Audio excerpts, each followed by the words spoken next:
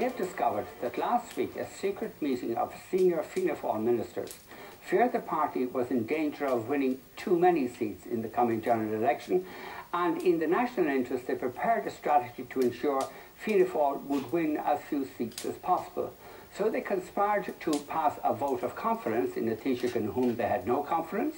Then Brian Lenihan pretended he had done nothing to undermine Brian Cowan, knowing that backbenchers would swear otherwise. Mary Hanafin dithered frenetically to prove her unsuitability for leadership. And 6 ministers resigned from office, leaving Fianna Fáil with nobody to argue its case in the coming campaign. The Greens magnanimously joined in and did their bit to ensure that they would win no seats at all in the coming election, and it seems to have worked brilliantly.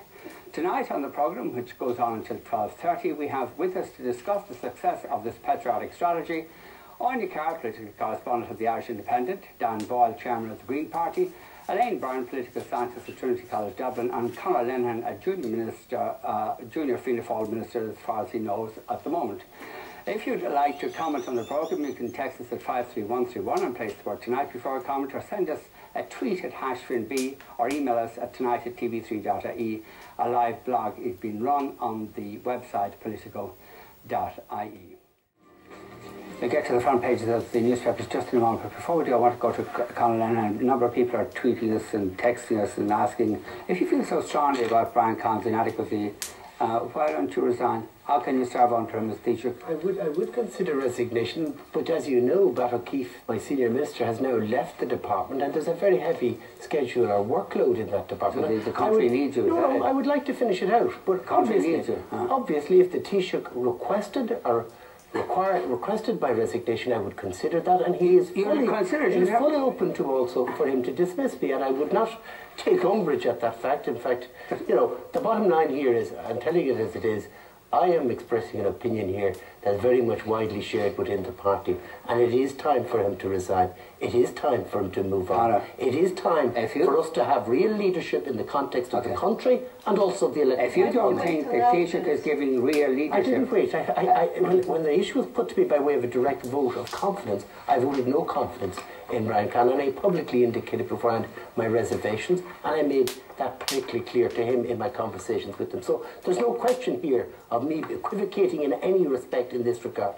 The reason I have redoubled and called on to resign today is because the last 24 hours are utterly catastrophic to the country interest and to the party interest as it happens What about when the bank guarantee was implemented? What about the first bailout, or the second bailout, or the third bailout, or the fourth bailout? I actually believe, and I said earlier, Brian Cowan and his Minister of Finance and his governmental team have made very courageous decisions with regard to the economy, where we had systemic crisis with regard to the banking sector. And I fully support government policy and the difficult measures taken by Brian Cowan. It is entirely a political matter that I'm discussing here, and an issue around confidence and the authority of the position of Taoiseach in our system. And I have not equivocated. Other people have been accused of... I do object quite strenuously that I have equivocated in some fashion. I have not been equivocal in any regard on this matter. If you have no confidence in the leadership capacities of Taoiseach whom you serve in government, why don't you resign? If a request is made of you to resign, I would consider. You might request of your own accord. Why don't you resign?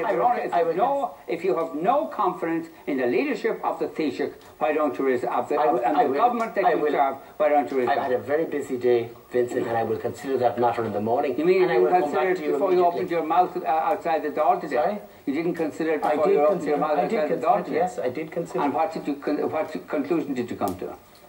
I came to the conclusion that I would be better serving out my period as minister in the election to make sure the busy workload of a ministry, by the way, that is charged with leading economic recovery. Okay, a happy coincidence between your self-interest and the national interest. Sorry? A happy coincidence between your self-interest and the national interest. No, there's no self-interest here. And again, I very much resent the fact that you're saying that here tonight. But isn't it true? I have not put my own personal interest in this matter. But there's a happy coincidence. I am perfectly prepared to resign if requested to do so. And if the Taoiseach wishes, and it is perfectly entitled to do so. He can sack me if he wants. I have no regard to my own personal... Can I just ask you one other question? No, I really do resent this. But I have no personal axe to grind. I simply want good leadership for this country, good leadership for our economy, stability and jobs for our people. And this is not, and it's easy for you. It's easy for you to be cynical and sceptical about the motivation of people who go into public life. I have never ever tried to advance my own self-interest in my public life today, and never will. And I really do resent the kind of sneering insinuation that you're trying to put to me here tonight. That is not true, and people who know me know that's not true. Okay.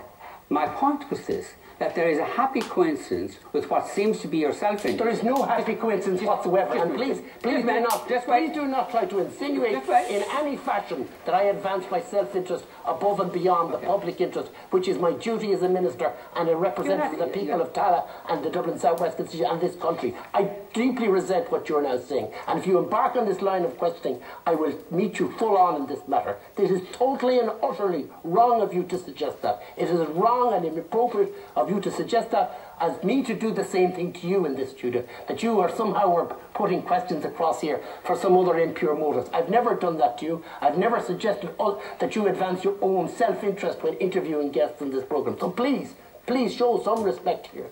I've served 14 years in the town. They have not been pleasant years. Conor, you've had your say. They have not been remunerative ones for me either, personally. So look, I really do resent this. I really do. No, but it's this approach. You're not going to shut me down. And you can take me full on all you bloody like. Yes, I will on this issue. Okay, I won't have my personal integrity impugned in the fashion that you're seeking to do here. No, I'm not entertaining you impugning my character on this program. I'm not impugning it serves nothing of my personal interest to take the line that I'm currently taking. I am not impugning your character. I'm simply pointing out an obvious reality. That people in office, in ministerial office, however junior, people in ministerial office have a self-interest in remaining in a ministerial office. I have no self-interest. In fact, actually, today in the Dáil, a lot of people would argue, because of what's happened in the last 24 hours, that I actually be much better off out of government, to be quite honest with you, and it will be much more electorally profitable for me too. Okay.